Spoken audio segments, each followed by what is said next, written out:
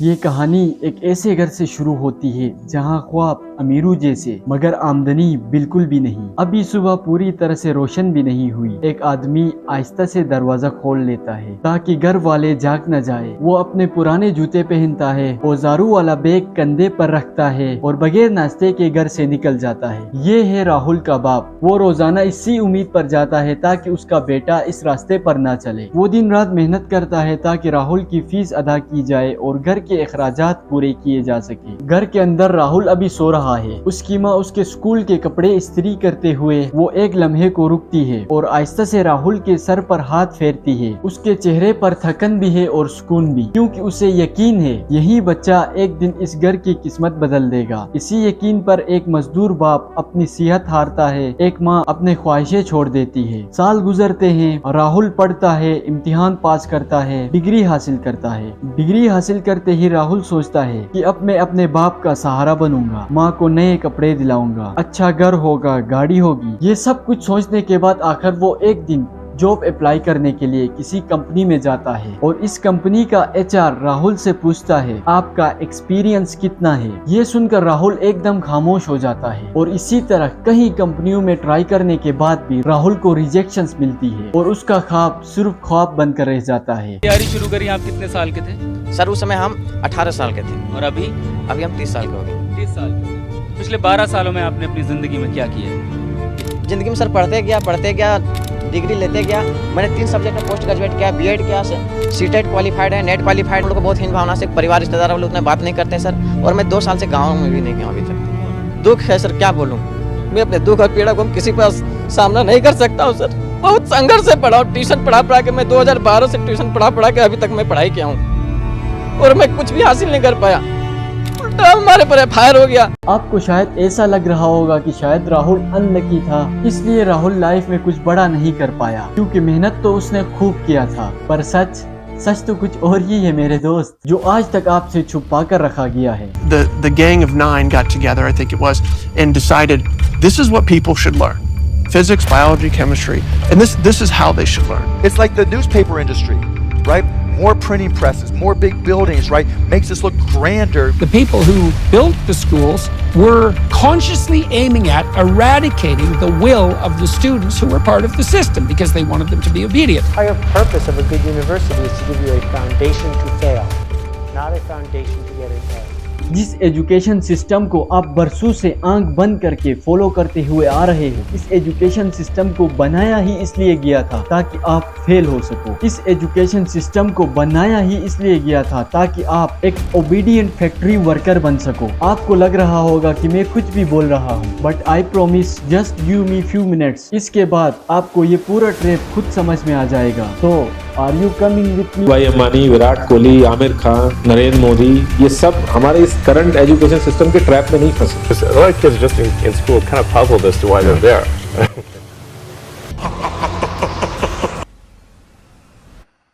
आज से 220 साल पहले पर्शिया और नेपोलियन के दरमियान एक जंग हुई और इस जंग में Persia one of the best army होने के बावजूद इस जंग में हार जाती है। पर्शिया के लीडर्स को ये बात समझ में नहीं आती कि इतनी बड़ी आर्मी होने के बावजूद वो कैसे हार सकते हैं। बहुत ज्यादा एनालाइज करने के बाद पर्शिया के लीडर्स को ये बात समझ आ जाती है इनकी आर्मी अपने कैप्टन्स की ऑर्डर्स को फॉलो करने के बजाय अपनी मर्जी करते थे और नेपोलियन की आर्मी इनके ऑर्डर्स को फॉलो करती थी। और इस हार का कॉन्सिक्वेंस क्या होता है? प्रशिया को अपना आधा टेरिटरी नेपोलियन के हाथ में देना पड़ता है। अब प्रशियन लीडर्स के सामने एक चैलेंज होता है, दोबारा कभी भी उनके साथ ऐसा नहीं होना चाहिए। बट क्वेश्चन ये है कि आखिरकार वो लोग ऐसा करेंगे कैसे? बहुत सोचने के बाद इनके माइंड में एक आइडिया आता है और फिर वो लोग एक सिस्टम बिल्ड करने में लग जाते हैं। कैसा सिस्टम? ऑब्वियसली ऐसा सिस्टम जिससे सोल्जर्स इतना ही करे जितना उनके लिए करने के लिए कहा जाए। और ऐसा करने का बेस्ट पॉसिबल तरीका क्या हो सकता था? उन ब्रेन्स को कंट्रोल करना जो ब्रेन्स अभी खुद से सोचने समझने के कैपेबल ना हो, जिन्हें सही और गलत के बारे में पता ना हो, so that उन्हें जो भी समझाए उसे ही सच माने। और इस तरीके से एक नया 8 ईयर एजुकेशन सिस्टम बिल्ड होता है। The Prussian education system. 5 साल से 13 साल के दौरान आपके लिए एजुकेशन सिस्टम कंपलसरी कर दिया जाता है, जिसका सिविल पर्पस क्या होता है? Prussians produced a universal education system in the late 1800s because they were afraid they were losing military superiority and they wanted to produce a cadre of mindless, obedient soldiers. That was expressly the purpose. आने वाले generation को एक ऐसे person में transform करना जो obedient हो, अपने सुपीरियर्स के हर एक बात को माने और वही करे जितना कहा जाए, without asking a single question. इस 8 ईयर एजुकेशन सिस्टम के दौरान इन्हें बस इतना ही समझाया जाता है, इतना ही पढ़ाया जाता है जितने में अपने सुपीरियर्स के ऑर्डर को फॉलो कर सके, न कि इतना कि वो खुद के बारे में सोचने लगे। एंड प्रशियन लीडर्स ने जैसा प्लान किया था, ये एजुकेशन सिस्टम वैसा ही रिजल्ट उन्हें दे रहा था। इस तरह एक ऐसे सिस्टम का इन्वेंशन हुआ था जो आने वाले फ्यूचर में सब कुछ बदलने वाला था, और ठीक ऐसा ही होता है। उस दौरान एक और चीज था जो उस वक्त इस वर्ल्ड में तेजी से फैल रहा था। गेस कीजिए क्या? साल 1760 से 1840 के दौरान इंडस्ट्रियल रिवॉल्यूशन अपने पीक पर होता है। बड़े बड़े फैक्ट्रियां खुल रही थी, मशीन चल रहे थे, प्रोडक्शन फास्ट हो रही थी, और फैक्ट्री मालिकान चाहते थे कि मजदूर वक्त पर आए, एक ही काम बार बार करे, उनके ऑर्डर्स बगैर क्वेश्चन के माने। But there was a problem, और वो क्या था? इंडस्ट्रीज में हार्ड वर्किंग पीपल्स की कमी, क्योंकि लोग अपने फील्ड में एग्रीकल्चर कर रहे थे, हैंडमेड प्रोडक्ट्स बना रहे थे, छोटे मोटे बिजनेसेस कर रहे थे और पैसे अर्न कर रहे थे। ऐसे में कोई अपना सब कुछ छोड़कर किसी की फैक्ट्री में एज अ लेबर क्यों काम करेगा? इस प्रॉब्लम का सलूशन कैसे निकाला जाए? वेल, प्रशियन एजुकेशन सिस्टम अपने रिजल्ट से पूरी तरह फेमस हो चुका था, और अब डिफरेंट कंट्रीज अपना एजुकेशन सिस्टम इस प्रशियन एजुकेशन सिस्टम के मॉडल पर बनाना शुरू कर देते हैं। और इस बार सिविल पर्पस क्या होता है? एक ऐसे जनरेशन को तैयार करना जिनकी क्रिएटिविटी को किल करके इनके दिमाग में पैसा अर्न करने का बस एक ही ऑप्शन रह जाए, और वो हो work in a labour in factories. Corporate types mostly who wanted to produce cadres of obedient workers.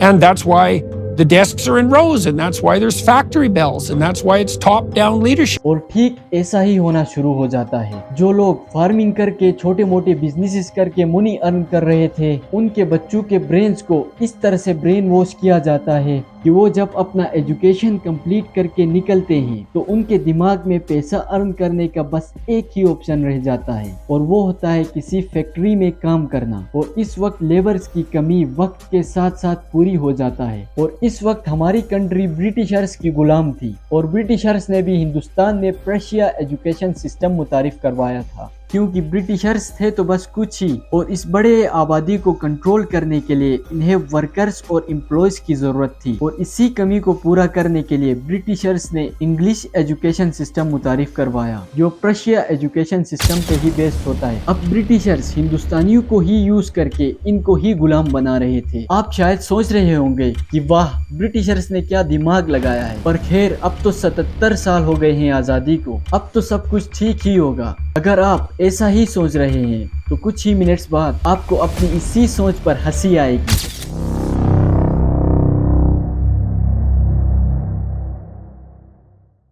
आपके पैदा होने के बाद या आपके पैदा होने से भी पहले आपके माँ बाप के माइंड में क्या ख्याल आता है आपको पता है? इसी तरह मैं अपने बच्चे को एक बड़े स्कूल में पढ़ने के लिए भेजूंगा। आज हमारी कंट्री में स्कूल एजुकेशन की जगह कम और स्टेटस की जगह ज्यादा बनती जा रही है। आपके पेरेंट्स आपको एक अच्छा स्कूल में एडमिशन कराते हैं और फिर रिलैक्स हो जाते हैं कि मैंने तो एक बड़े स्कूल में अपने बच्चे का एडमिशन करा दिया कि अब तो मेरे बच्चे का फ्यूचर वो लोग बना देंगे, मुझे बस टाइम पर फी पे करना है। और आपके स्कूल के फी के लिए और घर के अखराजात के लिए आपका फादर दिन रात मेहनत करता है, और माँ अपने ख्वाहिशें और अखराजात को कम करती है, सिर्फ एक ही मकसद के लिए कि हमारा बच्चा हमारी तरह दिन रात मेहनत न करे, वो एक वेल सेटल लाइफ जिए। आप छोटे होते हो, एक फ्रेश ब्रेन लेके स्कूल जाते हो जिसकी कोई लिमिटेशंस नहीं है, एक ऐसा ब्रेन, एक ऐसे माइंड के साथ जिसे अगर सही से ट्रेन किया जाए तो वो बहुत कुछ कर सकता है। जैसे ही आप स्कूल जाते हो, आपको कुछ सब्जेक्ट्स का सिलेबस दिया जाता है और फिर वही आपकी दुनिया बन जाती है। आप दिन रात इनको पढ़ते हो, दिन रात इनके बारे में सोचते हो। अगर इनके अलावा किसी और के बारे में सोचते हो तो आपके मार्क्स पर इफेक्ट पड़ता है, आपको पनिशमेंट मिलती है। क्या कभी आपके पेरेंट्स ये क्वेश्चन पूछते हैं कि आखिर ये स्कूल कॉलेजेस में हमारे बच्चे को क्या सिखाया जा रहा है? क्या सच में हमारे बच्चे का फ्यूचर ब्राइट हो रहा है? क्या सच में हमारे बच्चे को पढ़ाया जा रहा है, वो उसे पसंद भी है? नहीं, क्योंकि उसे ऐसा लगता है कि हमारे बच्चे का फ्यूचर बनाया जा रहा है, हमारे बच्चे को कामयाब इंसान बनाया जा रहा है। पर अगर आप इस पूरे प्रोसेस को गौर से सोचो तो जो पर्सन स्कूल और कॉलेजेस से बाहर निकलते हैं उनके माइंड में बस एक ही गोल होता है, किसी तरीके से जॉब मिल जाए, और दूसरा वर्ड में कहूँ तो कोई मुझे अपने हाथ काम पे रखे। वो बच्चा यही चाहता है कि मैं सरकारी जॉब में पहुंचूं, अपनी घर की अर्थव्यवस्था को सही करूं।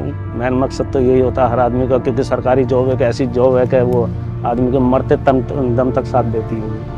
इसीलिए हर आदमी सोचता है चाहे चपरासी की मिल जाए लेकिन सरकारी मिल जाए। एंड ऑफ द एंड जब आप जॉब अप्लाई करने जाते हो तो आपसे एक्सपीरियंस मांगते हैं जो आपके पास बिल्कुल भी नहीं होता, क्योंकि जिस एजुकेशन सिस्टम को आपने आंख बंद करके फॉलो किया है वहां आपको सिर्फ थ्योरी पढ़ाई गई है, स्किल बेस्ड नॉलेज नहीं। इस सिस्टम का गोल ये था कि इंडस्ट्रीज को एक अफोर्डेबल और एक अच्छा वर्कर प्रोवाइड किया जा सके। पिछले 15 से 20 सालों से इस सिस्टम को फॉलो करते करते आपका इस तरह से ब्रेन वॉश हो जाता है कि आपको यही चीज सही लगने लगती है, या फिर आपके ऊपर इतना एज हो जाती है कि आपके ऊपर जिम्मेदारियां आ जाती है, फिर चाहकर भी आप इस ट्रैप से बाहर नहीं निकल पाते हो, क्योंकि अब आपको किसी भी तरीके से पैसे अर्न करना होता है। रोजगारी की हद पार हो रही है, घर वाले भी प्रेशर डाल रहे कि जॉब करो, कहीं से भी पैसे लेके आओ। तो आखिर इन सब का सोल्यूशन क्या है? क्या हम स्कूल जाना छोड़ दे? क्या हम कॉलेज जाना छोड़ दे? करोड़ों लोग एवरीडे स्कूल जा रहे हैं, कॉलेजेस जा रहे हैं, तो मैं बोल रहा हूँ ये सारे लोग गलत है। वेल, आप अभी तक समझे नहीं,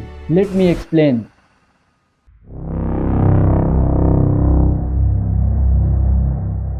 आज हमें एक सिंपल क्वेश्चन पूछने की जरूरत है, who create this education system and why? And in दोनों का आंसर आपको मिल चुका होगा। जिस वक्त इस सिस्टम को बिल्ड किया गया था उस वक्त इस वर्ल्ड को बिलियंस के तादाद में वर्कर्स की जरूरत थी, बट आज का सिचुएशन क्या है? You crack the IIT and you're set for life. A big pay package awaits you. Perhaps not anymore. The news coming out of the IITs is worrying. In the Bombay campus, 36% students are yet to be placed. We're talking about the best engineering college in India. Last year was more of the same. We looked at other IITs too. In the Delhi campus, 40% students were not placed in 2023. In Kanpur, 31% are yet to be placed. कल भी इस system को follow करके लोग blue average life जीकर मर गए, न खुद के शौक पूरे कर पाए, न अपनी फैमिली के, और न ही इस सिस्टम को फॉलो करके कोई करोड़पति बन पा रहा है। बस एक पे चेक टू पे चेक लाइफ में अटक कर रह जाता है। हमारे सामने दो ही ऑप्शन है, पहला ये कि हम रियलिटी को एक्सेप्ट न करें और इसी ट्रैप में फंसे रहे और अपने बच्चों को भी इसी ट्रैप में डाल दे, और दूसरा हम अपना रास्ता खुद बनाएं, हम खुद एक्सप्लोर करें कि हमें क्या क्या करना चाहिए, क्या क्या एथिकल पॉसिबल तरीके हैं जिससे कि हम अपने मन चाहे अमाउंट अर्न कर सकते हैं। अब टाइम चेंज हो चुका है। जिन स्किल्स को सीखने के लिए आप कॉलेजेस को कहीं लाख दिया करते थे, अपने लाइफ के कीमती 5 से 6 साल दिया करते थे, फिर भी कुछ भी सीख कर बाहर नहीं निकलते थे, अब बड़े बड़े स्किल्स को कहीं कम फीस में ऑनलाइन कोर्सेज के जरिए सीख सकते हो, और वो भी इन पर्सन से जो खुद इस स्किल्स को यूज करके कुछ बड़ा अचीव किया है, ना कि उनसे जिनके पास सिर्फ नॉलेज सिर्फ और सिर्फ थ्योरी तक लिमिटेड हो। अगर आप पेरेंट्स है तो अपने बच्चे को स्कूल भेजे, मगर मार्क्स को इतना इम्पोर्टेंस न दे, इन्हें एक्सपोजर दे, इन्हें बताए कि इस दुनिया में करने को बहुत कुछ है, सिर्फ डॉक्टर, इंजीनियर और सरकारी जॉब तक दुनिया नहीं है, इसके अलावा भी बहुत कुछ है। आज हम मार्क्स के लिए 1 ईयर ड्रॉप 2 ईयर ड्रॉप करते हैं, बट क्या कभी खुद के पैशन को समझने के लिए, अपने इंटरेस्ट को जानने के लिए, डिफरेंट अपॉर्चुनिटीज को एक्सप्लोर करने के लिए हमने ड्रॉप ईयर लिया है? या आपको एक एवरेज एंड स्टेबल लाइफ चाहिए, या आपको लाइफ में कुछ बड़ा करना है, खूब सारा पैसा कमाना है, अपने ड्रीम्स को पूरा करना है? डिसीजन आपका है। सब्सक्राइब।